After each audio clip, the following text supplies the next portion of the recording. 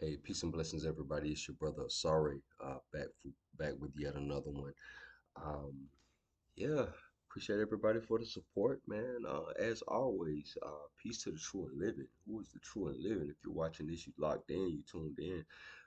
You are the true and living. Nice to meet you. Thank you for tuning in. Um, I'm sure you see the title of the video, so you know what I'm saying. This is gonna be a interesting one. Hadit point, the Nuqta, the black dot.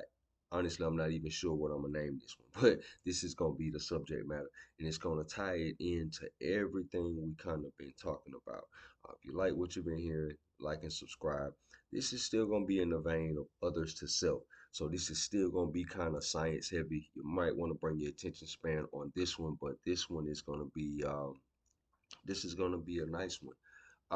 Now I'm gonna start this off now. Like I said, we're gonna do a recap over everything that we just talked about. So when I talk about this black dot, right? Nuqta is a dot. You see what I'm saying? The smallest point. You see what I'm saying? When we talk about the Nuqta, the black dot, and everything like that, we're going to kind of get into that. I just before we go into the hard copy because we got some nice hard copy for today. We're gonna get right back into this. We're gonna get into this. This John Keely, this universal laws never before revealed. Keely's secrets. That's that Dale Pond and John Keely. You see what I'm saying? We're gonna get into some of this, because we've already familiarized ourselves with who John Keely is and how similar what he has to say and his theories and his whole framework as far as physics. It's been continued in the modern day by Dale Pond into sympathetic vibratory physics and everything like that. Keely's whole framework has been kind of fleshed out by Dale Pond in the modern time of sympathetic vibratory physics. But we saw um, how similar that is to Tesla's version of physics, which was influenced by Swami Vivekananda's Vedic metaphysics and everything like that. Tesla has hundreds and hundreds of patents. So, um, yeah. So we're gonna go into what this black dot is. Hold on one second. What is the black dot first before we even get into anything else? Oh yeah, another little piece of hard copy. Y'all folks ain't gonna know about this. Another little piece of hard copy I'm gonna bring out. You see what I'm saying? That introduction to nature, to the nature of nature, book one, um, by the late great Afroo Oonoo, Johnny Eugene Brown. You see what I'm saying? Y'all don't play with me. I got book two lurking.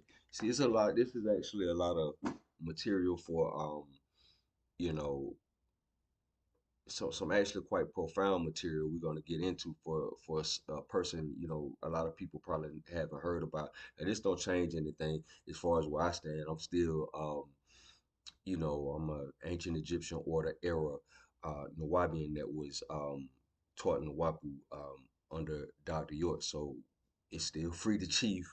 I'm still talking about Yamasi stuff. I'm still talking about Ethiopian stuff. But when I talk about Ethiopians and stuff like that, this material behind the nine ball, introduction to the nature of nature, um, moon set, sunrise, books like that are kind of that's kind of your classical Nawapu before Dr. York started going through the various schools of thought and with the religious information. This is more like classical Nawapu. So we're gonna kind of get into that. Okay, so back to this black dot, right? Okay, so what is that? No, I ain't never heard nothing about no black dot, man. What is that? Okay, so again, we always take the AI and do the light lifting on this.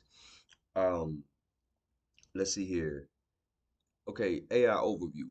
Had it, had it, the smallest point. Okay, in Thelema. Thelema is the spiritual system, however, that was founded and created by Aleister Crowley, just to kind of get us some teeth before we kind of get into what we about to get into. Okay, so in Thelema, Hadit is a central deity representing the infinitesimally small point infinitesimally small point of consciousness, a core aspect of the universe, and in often paired with Nuit. Remember, we were talking about the mother and child. The Sabian thing is a mother and child cult, right? Hadit is paired with Nuit. Remember, we were talking about Nikola Tesla, and he was talking about how he likened the ether unto Akasha, and he said Prana acts upon it. So that sounds like a masculine and a feminine principle, a feminine principle being acted upon by a masculine principle, stillness and motion. So we as we get into some of this. And is often compared with Nuit, the infinite expanse. Together, they embody the duality of existence, right? Stillness and motion, right? We knew it as the receptive, infinite space, and had it as the active, manifesting force, stillness, and motion. Okay, so had it in Thelema, the point of manifestation. Had it is described as the infinitesimally small point of consciousness, the center of all things, and the spark of manifestation within the infinite. Okay, active force, while Nut represents the vast receptive feminine, the great mother. You understand what I'm saying? Um, uh let's see here, receptive potential. Had it embodies the active motion, active dynamic force that brings things into being. Complementary to Nuit, had it and Nuit are inseparable, representing the fundamental duality of existence, like the point and the circle, the individual and the infinite. So in thinking of this, don't just think that these people's mythology was just some kind of crazy thing.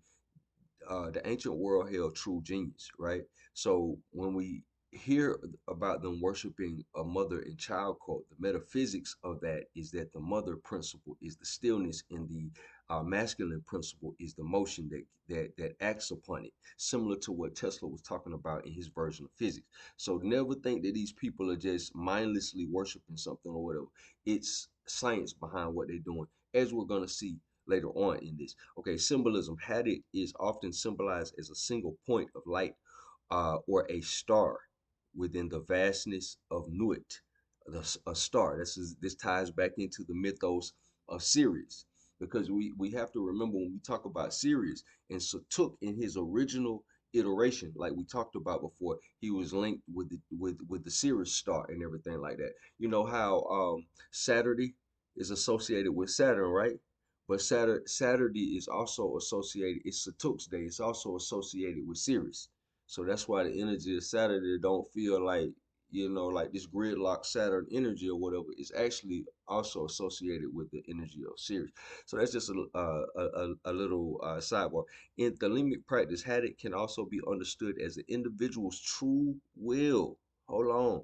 The individual's true will, their unique purpose and path in life, as well as um, a symbol of their individual experience within the larger universe. So what they talking about had it. So we still talking about the black dot, the Nuqta, the smallest point or whatever case may be. So when we talk about had it or whatever case may be, this ties into the soul of the person. You see what I'm saying? I can't remember how it's worded in Thelema. They talk about the star that burns in the heart of every man, all that good stuff like that. So that ties into the soul. So this small points, and we have to remember, based on the previous videos that we did, go back and check the whole Ether series. I know it's lengthy and nerdy, but check the whole Ether series and stuff like that, and we'll get into the essence of Tesla's physics. These guys didn't believe in electrons. They believed in a neutral center, some sort of particle in the middle, or whatever case may be, a neutral center or whatever, and they're dealing with charge and discharge. You see what I'm saying?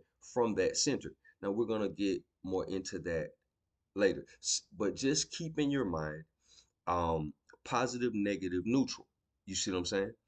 Um, the force emanating from the neutral. You see what I'm saying? And we're gonna get into what I'm even talking about or whatever. So let's kind of bring it back down. Let's bring it back down to what we kind of been talking about. Okay, in some of our other videos. If you're not familiar with what I'm talking about, go back. We got playlists for self to self. We have a playlist for self to others, as well as a playlist for others to self. Others to self is this more science heavy stuff. So if I'm talking about something and it's making your head kind of your head about to explode, go back to the self to self. Self to self is a lot more relatable as far as person to person. Um, excuse me, as far as your individual kind of situation, your experience, as far as living and everything like that. Self to others is more relating to people and goals and things of that nature. And others to self is kind of the more um, technical, sort of left brain type of way of dealing with this stuff. Okay, so Okay, so so this is kind of like the breakdown of some of the stuff we've been talking about. Some of the stuff we kind of went over in the Ether series, right? This is the prep. I'm prepping y'all. You know what I'm saying? We lifting weights, we running a mile before we get into some of this hard copy. Okay, so we experience what Tesla calls scalar potentials. Remember, we were talking about a field that's like the temperature in the room. It doesn't go anywhere. It's just latent. It's just neutral or whatever case may be, right? Um, and it's outside of the electromagnetic spectrum, like what we were talking about, right? We experience what Tesla calls scalar potentials as themes, right? Themes, similar to how astrology operates off of themes, right? Okay, Scorpio is not it's not a specific like one or two things. It's a whole broad range of things or whatever that represent Scorpio. You see what I'm saying?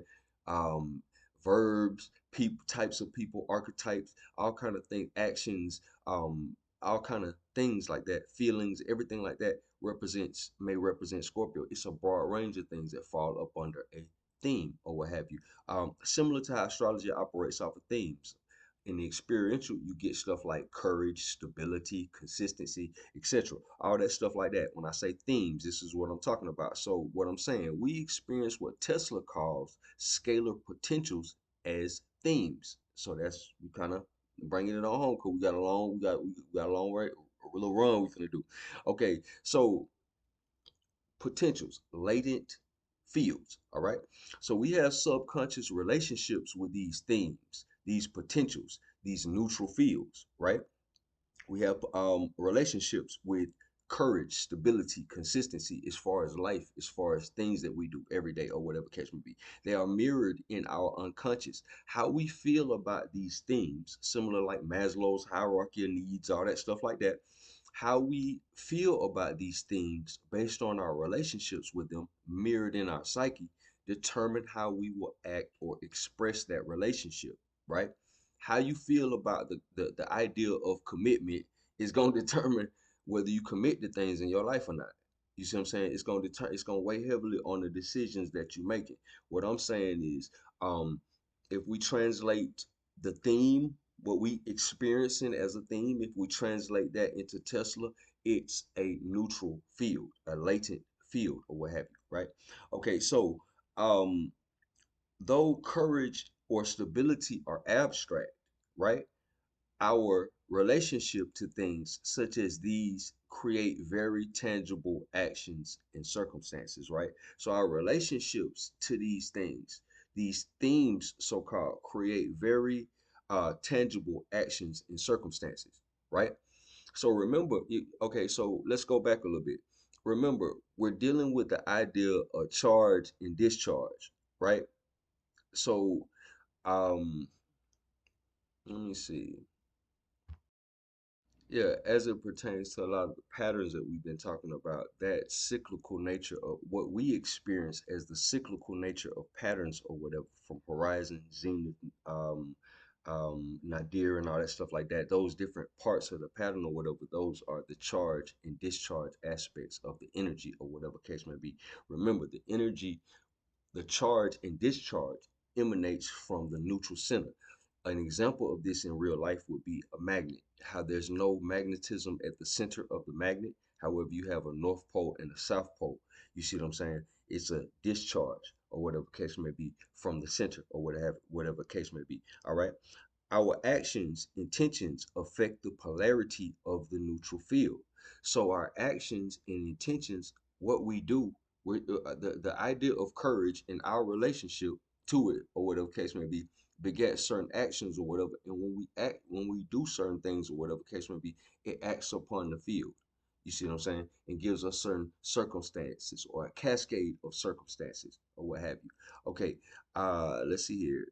Experientially, it comes across as overdoing something and underdoing something, right? You either have a favorable experience or a unfavorable experience. Okay. Um, let's say my relationship with the principle of commitment is such that I overcommit too quickly.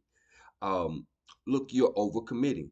You're polarizing the field in one particular direction. So when you overcommit, you're polarizing the field in a particular direction.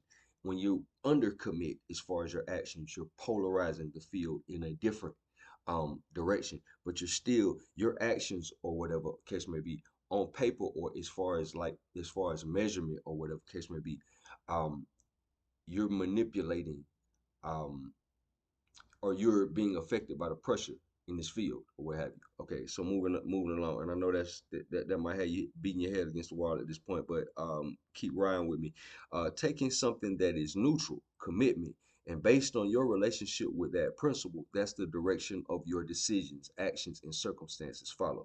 Okay, so let me give a hypothetical example of what I'm talking about. You go on a trip overseas, right?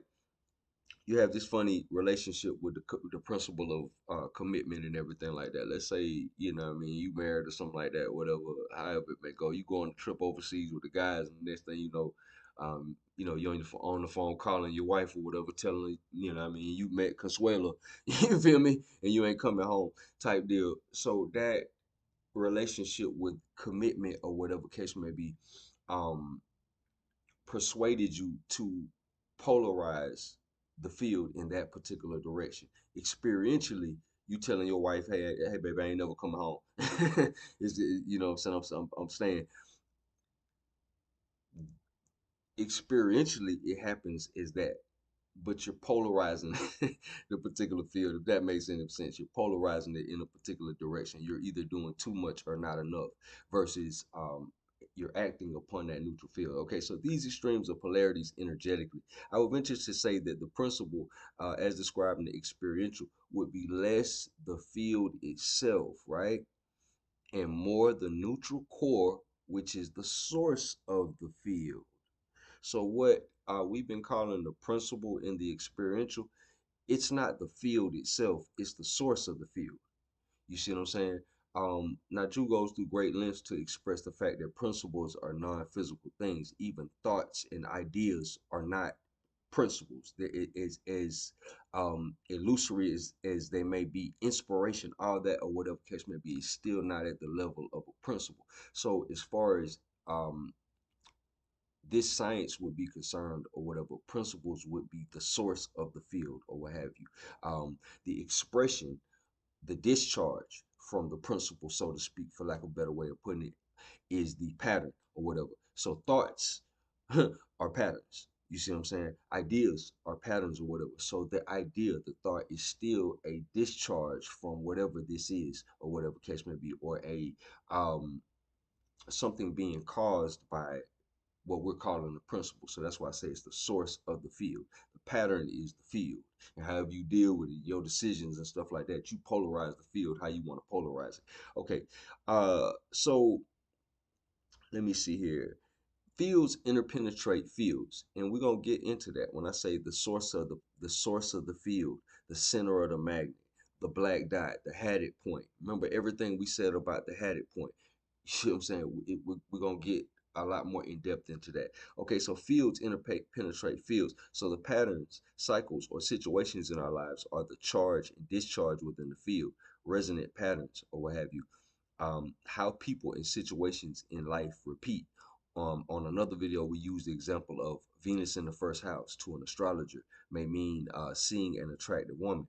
Um, let's see, that is what the experiential calls a symbol. Anything you give your attention to, right? Anything you can give your attention to, that's how it appears in the chart. It appears in the chart as a symbol or whatever case may be. Ah, Venus in the first house. That's how it appears in the chart. However, what the astrologer is actually seeing. Now remember, ain't no crystal balls in astrology. It's all mathematical. So it's measured mathematically. These cycles that the astrologer is basing his measurements on is based on the movements of the planet, as well as it's all mathematical and everything like that. So that's how it appears in the chart. However, what the astrologer is actually seeing is a resonant energy pattern, a specific frequency of energy. Right? It's a frequency of energy or whatever. It shows up like a particle when you give your attention to it. So like how they talk about particle wave duality and all that stuff like that. Um, with the particle wave duality thing, I mean, there are other people, especially some of these ether physicists, who have different views on that or what have you. For the sake of this conversation, in this example, I'll just stick with that. But we may kind of revisit that at a later time. But it's basically something. It's basically a thing where you give your attention to it, and anything you give your attention to is a symbol and everything like that. You give your attention to it, and it's something that has a feedback loop or that is a part of the feedback loop, and it conveys some sort of message back. Okay, so let's see here. It shows up like a particle when you give your attention to it, as in how they speak, or of particle wave duality. However, it is a current of energy. This similar event will happen numerous times. You're gonna see a lot of attractive women, or whatever case may be. That's gonna happen cyclically over and over again, or whatever case may be. In our experience, it's the experience of seeing a person that may be aesthetically appealing, or whatever case may be. But in reality, um, it's some sort of theme, principle, field, or whatever case may be, or um, um, the source of the field, or what have you, imposing a field or whatever, or a frequency of energy or whatever, in the form of a resonant pattern or whatever, to our human experiential awareness or whatever. It appears as a woman or whatever case may be, or that particular woman just may so happen to be walking by at that particular time because it's a web of energy. Her energetic matrix may have corresponded and been the Venus that you were supposed to see at that time. She may have been a part of that particular current of energy or whatever case may be. But just kind of laying that out. Um, yeah. Okay, so we're gonna get into this John Keely real quick. Let's see here. Let's see here. It was said it's been said that if you take an atom, excuse me, a nucleus, and you enlarge it to the size of a dime, that the um the atom that corresponds with that particular nucleus, that dime-sized nucleus, would be the size of a baseball stadium or something like that. It was that type of analogy that was given. So as we said before, um, a lot of these guys, Tesla included, John Keely, what we about to talk about, they didn't believe in the idea of the electron and everything like that, but they always believed in the idea of maybe a particle or a some sort of something with a nucleus or whatever, with there being a charge and discharge or whatever case may be. Almost sound like a little small mini portal or something like that, similar to how we talked about on the previous video, how Eric Dollar, he likens the sun as being hollow. He talks about how the sun is a transformer from what he calls counter space, that other side that we talked about, and everything like that, transforming the energy, stepping it down to some usable form of energy on this side, and the individual planets are harmonic filters that resonate with a particular frequency of the energy coming out of the sun. So that was his thing or whatever.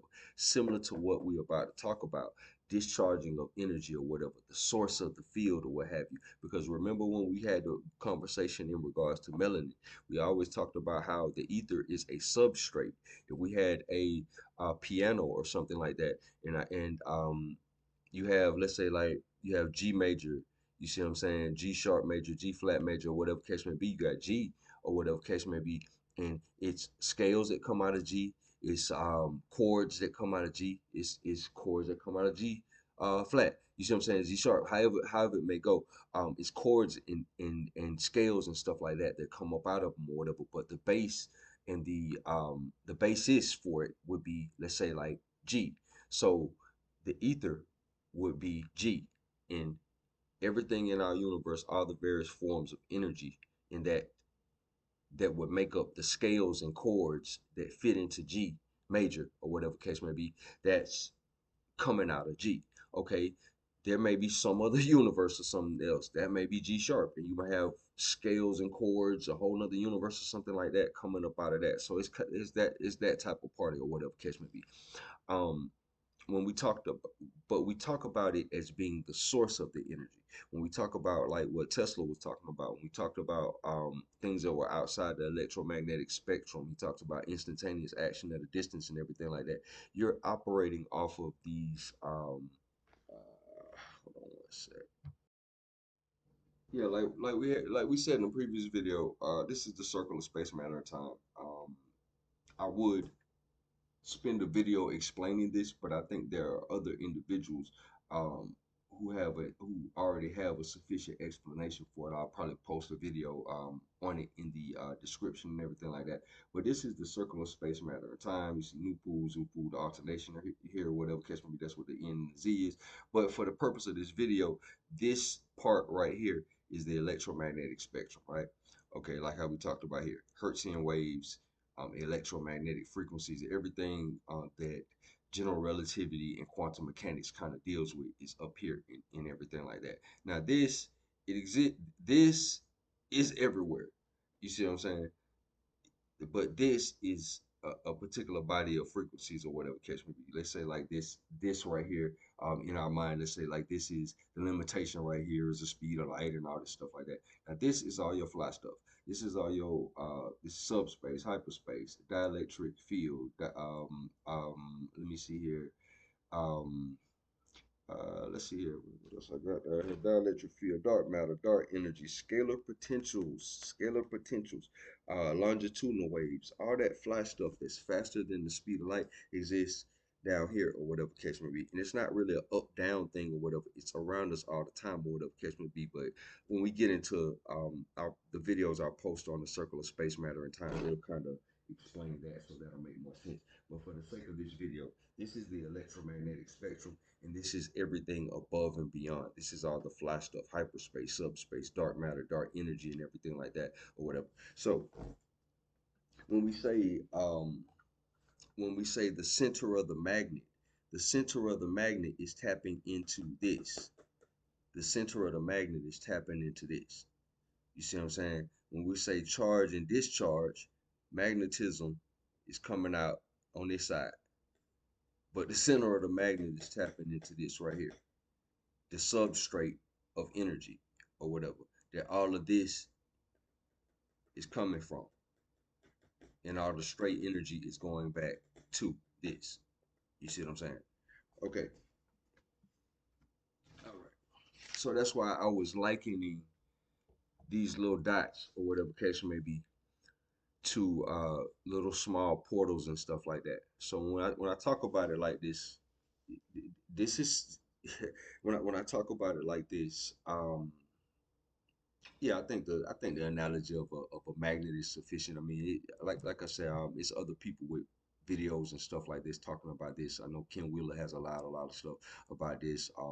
Eric Dollar has stuff just explaining magnetism and all that stuff like that. So it's sufficient people with stuff to kind of explain this. I'm gonna go into Keely. Um, and he let's see here, page 78, the neutral center, right? Okay, so the center of introductory action is necessary in all operations of nature. So everything has a center. Now, this also corresponds with the soul, but this also corresponds with um, these principles that we're talking about. This also corresponds with um, all energy, period, or whatever case may be. So, corresponds with the Hadit point that we talked about a little bit earlier in the same thing. Okay, so a center of introductory action is necessary in all operations of nature. A center of introductory action is necessary in all operations of nature. So everything has to have some kind of center to it. Okay. Like how you and I both have a center of gravity. At the center of gravity, there is no gravity. You see what I'm saying? At the center of a magnet, there is no magnetism. You see what I'm saying? All structures require a foundation. This neutral point is the foundation, right? Okay, every molecule, every mass, every moving body in space, every solar system, every stellar system, every rotary system is built around a neutral center. This is Keely talking about this. And we're gonna get into this nature of nature. We're gonna hear Afroo Oonoo talk about this. It's gonna be a slightly different language, but we're gonna hear him talk about this same thing or whatever case may be. He's gonna like I said in the previous video, sometimes you need 4 or 5 people to translate one person or whatever case may be. So he's going to talk about it, and in the language that he talks about it in, he's going to bring out certain other nuances that are not shed light upon as far as by John Keely, some of the stuff he's talking about. So every molecule, every mass, every moving body. Let's see, we went through that. It is indestructible. It is the indestructible unit around which all that we recognize as matter is built. Immovable itself. It moves all things. Indestructible itself throughout infinity of time. It creates all things. It produces and preserves the incalculable energy of motion of the entire universe. Right? It bears the unthinkable burden of the mass of the universe. It is the most wonderful thing man has discovered in the universe since he discovered fire. Okay, so moving right along. Okay, so let's see here. The actual neutral center of the earth. Let me see here. I'm gonna go up a little bit. It is the cause of the physical universe. Its attraction condensed that which we recognize as substance. Matter was evolved from the affinity of this neutral center for sympathetic streams, and since it is immovable, it caused through negative attraction the formation of nodes in these streams. Now, what he's talking about right here, okay, he's talking about affinity and all this stuff like that. Well, he's talking about self-assembly. Remember, we said melanin had that property, a self-assembling property to it, or whatever. Remember, we talked about when Ashton Forbes was talking about them opening, a black hole and stuff like that, and sucking in the jet and everything like that, and it closes immediately or whatever, because space itself has a tendency to repair itself. It's space. The fabric of space itself is self-assembling, and it has the ability to repair itself, similar to how the melanin functions or whatever. It's self-assembling or whatever. Because remember, we said melanin was a biological counterpart. Nature is self-similar across scale. Melanin, chlorophyll, and even in the sense of this particular planet, quartz. Um, they function. They do a similar thing to what the ether does. Okay, so let's see here. Every nebula and embryonic world is acted upon, created, and preserved by this neutral center, and at the termination of its cycle, it is ultimately also destroyed by it, causing its absorption into the unknown from whence it came. Right? So this neutral center is basically tapping in to that um what do you want to call it? I don't want to in this context I don't like to call it the chaos spirit, but we'll say tapping into that dark matter, dark energy, um dielectric field, whatever you want to call it or whatever case may be. The other side is tapping into the other side or whatever case may be. You see what I'm saying? And that's where that's the source of the energy for the discharge on this side or what have you. Okay, so um okay, I'm gonna skip ahead to page 97. Okay, so this is a commentary from January 1989. John Keely is talking. Keely is describing a great unlimited primordial sea of subatomic particles. Now listen to how he describes this. He's not talking about gluons and muons and all that stuff like that. Listen to how he describes it before we get into some of this Afro.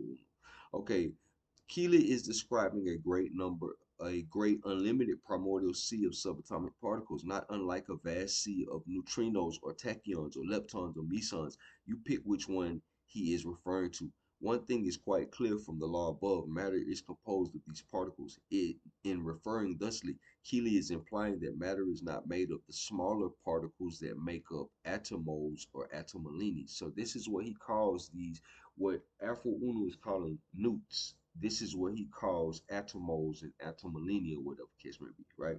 He's talking about these infinitesimally small particles and everything like that. Okay. Um, da, da, da, da, as these are perhaps too fine to be considered matter. They're probably too fine to be considered matter. In his philosophy, in other words, matter, when considered as matter, is made up of the larger particles. So he's saying these are smaller than what's traditionally understood to be atoms anyway. Okay, or when considering these particles as a body, we are beyond the realm of material manifestation. So they're smaller than molecules, they're smaller than atoms and everything like that. He's talking about something infinitesimally small. So he's not talking about atoms, he's talking about something even smaller. That's why he's calling them atomos as opposed to just atoms. Okay, so uh, also, let's see, they are also the basis of energy throughout the universe. The basis of energy throughout the universe. So he's saying these infinitesimally small particles or whatever, they tie into they're an aspect of the ether, but they're infinitely small. There's something closer to the more baser aspect of the ether. And just like how we talked about the melanin was a substrate for energy or the basis for the human aura or biofield or whatever case may be, these particles he's talking about, which is a part of the ether or part of the baser part of the ether or whatever case may be, is the source of the energy as far as the universe and everything is concerned. This is what he's saying. Okay, they are also the basis of energy throughout the universe, also implying that energy as defined by man does not apply to this realm of this atomolinic sea, but is confined to the lower realms of manifestation. So he's basically saying what we consider energy is not even scratching the surface on this. This is a whole nother different type of thing or whatever that people have not even tapped into, is what he's saying. Okay, so another correlation is the new theory of strings, which has been gathered notoriety of late. He's talking about string theory. However, the string theory is based on a materialistic notion that there must be a material connection between these super small particles populating the universe. When push comes to shove, what is the difference between pure energy and pure matter anyway? Simply rate and mode of vibration. If the string advocates look a little deeper, they might perceive that the connecting link may be something as simple as this, and thus be led to believe that maybe the connecting link is not material at all. He's saying that you have to go deeper than something material, but that's like what we were talking about on the previous video or whatever. That's, you know, kind of the nature of some of this quantum physics stuff or whatever, because they have to quantify things and to facilitate mathematical equations. So, um, okay, so that's kind of some of John Keely's perspective as it pertains to these small particles and everything like that. Now, some ether theorists don't deal with particles in their notion of the ether or what have you, but this is what he's talking about is smaller than atoms or what have you, but it's some sort of foundational uniform unit. Um, of particles or whatever that's the basis for all energy in the universe or whatever, and basically it's an iteration of the ether is what he's talking about or whatever case may be. um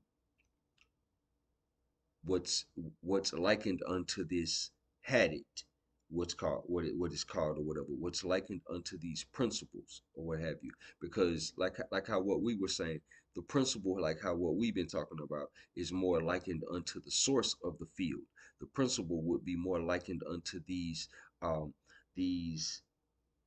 black dots or whatever case may be, or the black dot, the Hadit point, or something of that nature or whatever. It's tapping into the other side, and it's bringing the energy forth, and the discharge of that would be the patterns or what have you that we experience, that we've been talking about this whole time in a lot of the self to self portion and all of that. So we're gonna get into uh, with no further ado, we'll get into this book one, Introduction to Nature and Nation. Now, this is, if anybody's familiar with this, y'all young folks might not know nothing about this.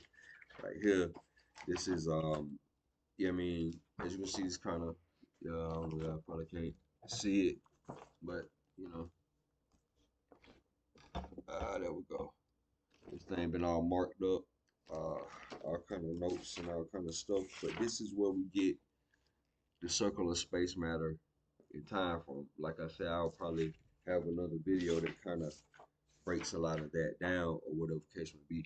I don't need to make a video about it. There's other brothers that have already made good videos about that. So I'm gonna put their video in the description. You know what I mean?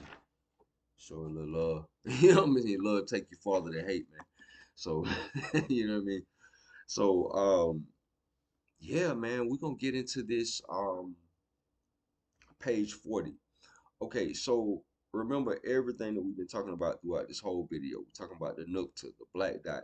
Now, in the series True Master or whatever, I refer to the algorithm itself that we use within the experiential at metaphorically as the black dot. But and I also have a little section about melanin and the black dot and stuff like that. We're just kind of going a little bit more at length here in regards to that whole subject matter or what have you. So it is a section in True Master where I do talk about, you know, the black dot. I think it's in Self to Others or what have you. So um page 40. Okay, so the brain newts of nature by reason. Okay, so this is by Afroo Oonoo, the brother, rest in peace, the brother Johnny Eugene Brown. Um, you see what I'm saying? Um, the brain newts of nature by reason. Okay, listen to reason in nature science. Now his wording is going to be a little bit different. His language is going to be a little bit different. He ain't talking, you know, traditional physics, but we can still understand that he's saying the same thing that Keely was saying. So let's get into it. Listen to reason in nature science. Newts, so-called in universal language, are the smallest particles of matter that can exist and still be characterized as material physical matter because particles of matter any smaller than newts are classified as energy matter or matter energy. Inactive brain newts are in a state or of condition between the science of somethingness, absolute matter, and the science of nothingness, absolute vacuum, or whatever catch me. So he's saying that they're so small they're kind of hanging in between the balance of something and nothing. Kind of like how what we were talking about, kind of like how we describe those them as the source of the field or whatever. Kind of like how we describe them as little portals, little gateways into this other side, or where the majority of the energy is, and it kind of discharges on this side. Sort of, kind of how we just talked about that. Okay, so the science of somethingness and the science of nothingness, and this state of condition does cause brain newts to be magic and magnetic in effect when they are activated. Now, from the, for the left brain person, when he says magical, if you're not into the magical, I'm talking, I'm gonna speak out how the author said it, but if that's a problem for you in mind, um electrical and magnetic. You can think of it from that perspective, because and you know I'm not just making up nothing, because like how we've been talking about this in the vein of Nikola Tesla and all that. So you know that's in the ballpark. So when the science of absolute matter, the science of and the science of absolute vacuum coincide or become congruent with each other, magic effect a miracle or action like miracle results. When he talks like that, self-assembling, when he's talking about self-assembling, he's talking about this stuff assembling itself is what is what he's saying. He's using artistic language, but that's what he's basically talking about. Okay, brain newts, reason, and spirit beings. Okay, so let me see here. Are in this matter vacuum, uh, classification of existence by nature, because they can bring matter and vacuum into creative unison with each other and involving other opposites in nature when necessary. Ordinary space and matter are in what is called inseparable unity, but when space and matter are in what is called perfect unity or creative unity, extraordinary miraculous things um, occur. This is similar to what Tesla is talking about. He's talking about space and matter. He's talking about the prime mover versus the immovable, the unmoved mover. If you go back in the book previously, he's talking about that. That's the same thing that Tesla is talking about. He's talking about the prana acting on the akasha or whatever case may be, and it generates energy in the universe. It's the same. It's the same idea. Okay, so let me see here. There is no energy existing or can exist other than matter energy or matter magic creative energy. Of course, energies are the active parts and active ingredients of matter. Brain newts are potential brain newts are potential mind energy, right? That melts down and do become active creative energy, active magic energy in the form of mind and reason. So didn't I just say that these potentials that Tesla was talking about? See, we navigate. See. When we read this, because he using words like magic and stuff like that, some of y'all gonna get thrown off. But if we just did a whole series where we were going into the same thing, and we were using Tesla's language, we were using John Keely's language, we were using all kind of other. We even corresponded it to David Lewis Anderson, his stuff or whatever catch me. He's using relativity language. I'm trying to get y'all used to navigating going through the various different languages, so you still know that they're talking about the same thing. Because if you get lazy and you just say, "Hey, man, I'm gonna just call everything melanin or whatever case may be," no disrespect or whatever, but if you just call everything melanin, you see all the nuances that you gonna miss. You can't taste all them herbs and spices in the chicken if you call it if you just call it that. You know what I'm saying? We trying to taste all the herbs and spices in the chicken, man. We trying to get all the flavors and stuff like that. Auntie, know the seasoned potato salad up and chicken and everything like that, the rice up, man. You ain't even, savoring the flavor, pimp. So we trying to savor the flavor with this. Okay, so let's see here. Uh, brain newts meltdown when activated by the laws of nature and suitable conditions in nature for such meltdown. So basically, it's when conditions are favorable or whatever in nature or what have you, um, the self-assembly or whatever case may be can take place or what have you. And I know that may sound a certain type of way, but just remember what we were talking about with Ashton Forbes when he was talking about how the black hole opened or whatever, sucked up the jet and then it closed or what have you, because space itself has a tendency to heal itself and self-assemble, self-repair, all of that. So, okay, so this is kind of what I wanted to get into. Okay, so da da da da. Uh, let's see here. Let's see here. Brain newts. Okay. Brain newts, reason, and spirit beings are matter magic beings. Remember, I'm saying. Remember, in True Master and Experiential, we talk about spirits or patterns. So don't get thrown off by the language. We gonna make some interesting points as we go through this. Um, Brain newts, reason, and spirit beings are matter magic beings and are classified in nature science as matter vacuum powers. Indeed, the magic and creative powers of Almighty nature. Examples of the hiding powers of visible vacuum are the way that fire and physical light disappear. Okay, so let's see. Brain newts are neither macroscopic nor microscopic, right? Neither macroscopic nor microscopic. Keep in mind, all the language he's talking about the same thing Keely's talking about, meaning they can neither be seen with the naked eye nor with a microscope, but one can taste them, hear them, smell them, feel them, and see them in a dream or vision. When one eats, he or she tastes brain newts.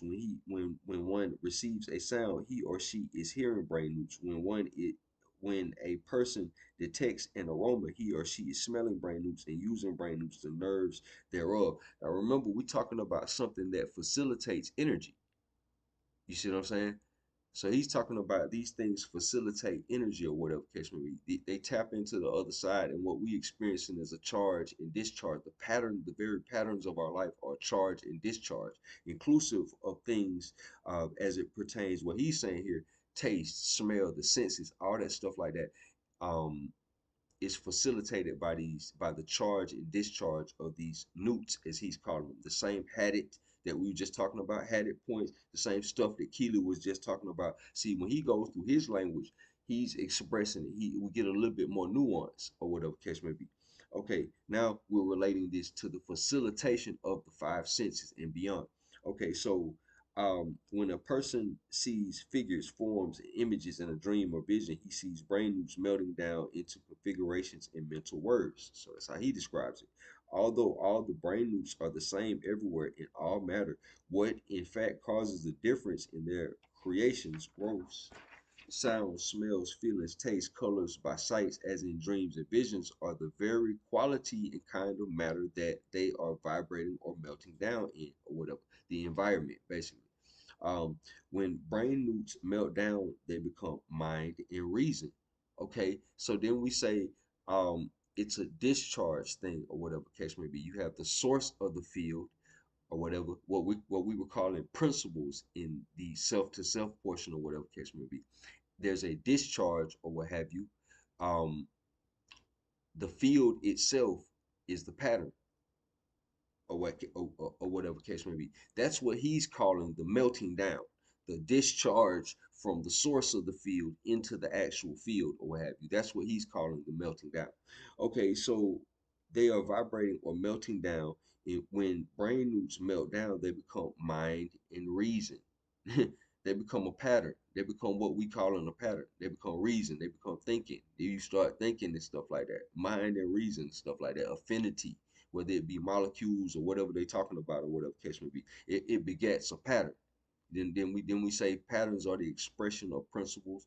You see what I'm saying? That the discharge, they're the expression of principles. So moving right along, that is thinking and creative energy. Therefore, they create in our taste, sound, smell, feeling, and subconscious sight in the form of dreams and visions, as well as growth, creation, and thoughts. Let it be remembered and always known. So we're gonna go through one last little portion of this.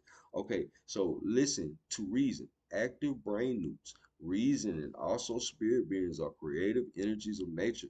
But if energy, no matter what kind, is to continue emitting or emanating, as in discharge, like what I've been saying, okay, if energy, no matter what kind, is to continue emanating or emitting, it must have a producing source or base, a producing source or base. Remember, we said the newts are the source, they're not the field, they're the source of the field. They're the neutral, they're the block wall on that magnet, they're the center of the magnet that emits the north and south pole. The north and south pole come from the source, they come from the center of the magnet, or what have you. And the center of the magnet is what you call the dielectric part, or whatever case may be. Yeah, so let's see here. Brain newts. Okay, and for spirit, mind, and reason of nature, brain newts are indeed that source, and a unity circuit, a brain of brain newts is surely that base. So they have, like how Keely was saying, they have certain affinities. They come together and form larger bodies, like molecules and cells and things of that nature. It's self-assembling, it's self-organizing, or whatever case may be. That's basically what he's saying. He's saying the fabric of reality, so-called, is he's illustrating it by these newts and everything, these small particles and everything like that. But they basically funnel the energy from the other side and discharge usable energy on this side. And you see what I'm saying? Um, let's see here. The prime mover in matter is the first particles of matter to move toward putting matter into order or organism. And that prime mover is the brain newts in matter. Brain newts are the highest quality particles in matter and of matter, and they produce and constitute brains. Okay, so when they come together, or whatever case may be, they're self-assembling, and when they come together, they create higher life, higher or more intricate, um, intelligent uh, organisms, however it may call it, or whatever case may be. You see what I'm saying? But we're talking about newts, or whatever, the smallest particle, whatever. So we far removed from, excuse me, what we would consider matter, energy, and all that stuff like that. But it's self-assembly. Okay, so they produce and constitute brains. Brain newts are very sensitive to conditions surrounding and involving them, and when conditions are indeed right and ready for orderly movement, they magically magnetize, miraculously, and supernaturally come together and produce what is called a brain core, an egg or seed, and then begin to melt down, indicating that conditions are right for the production or reproduction of the next organism due to exist. Let it be remembered and always be known. So this is Afroo Oonoo. This is his, you see, take on it. Dr. York has literature about this. He doesn't call them brain news, he calls them etheric brain seeds, but it's the same um, idea. Okay, so I'm gonna read this last little part or whatever. And this is a like the introduction to nature of nature. It's a whole thing or whatever. When he talks about the unmoved mover being space or the vacuum, he talks about the prime mover being matter and everything like that. It's a whole breakdown of what he actually means, some of the terms and stuff like that, and everything like that. But it goes back into the same metaphysics and everything that can be found in the ancient world and everything that the feminine principle, the masculine principle, and everything like that. It corresponds to a lot of what Tesla and Keely were talking about. And as we know, I always throw Tesla in the mix. Because Tesla has patents or whatever case may be. So and as we can see, a lot of things when we flip over to a different type of physics or what have you, the things that may have seemed pseudo in the beginning or whatever, it's harder to call them pseudo when you look at things through the lens of this version of physics. Okay, so let's kind of keep going real quick. Okay, brain newts in all matter are the highest quality particle in matter and of nature. They can be natural or supernatural depending on what the conditions, circumstances are, and which one the natural or supernatural is needed or called for by power, law, and purpose. Brain newts are the prime mover and magic power in nature and of nature. Brain newts, the masculine principle, is what he's likening this to the newts, the particles, the masculine principle, similar to Hadit being the masculine principle. He's acting upon Nut, which is the in this literature would be the unmoved mover, or Nut would be vacuum or whatever case may be. Don't get tripped up by the language or whatever case may be. Because you'll hear certain words like magical, and some of y'all have either got triggered and gone off the rails, and he'll be breaking down some legit science as we can see.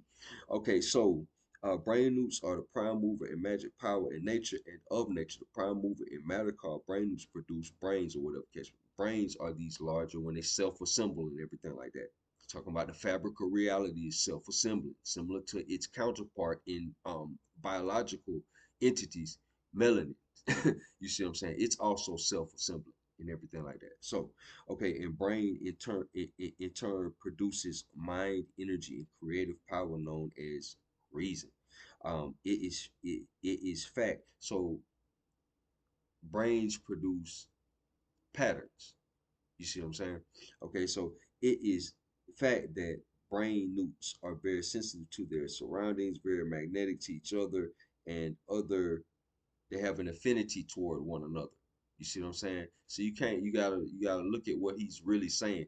Okay, so very magnetic to each other and other matter that is needed for organization. They have an affinity toward other things that they have to bond with and organize with, and very magic in words and also works. The law of is the nature of is the purpose of, and the purpose of brain newts are to be prime mover in nature toward creation or disintegration. So there he goes back into that circle of space, matter, and time. Creation or disintegration. Creation, disintegration. You see what I'm saying? He goes back into that. Let's see here. All right, let's see here. Blah, blah, blah,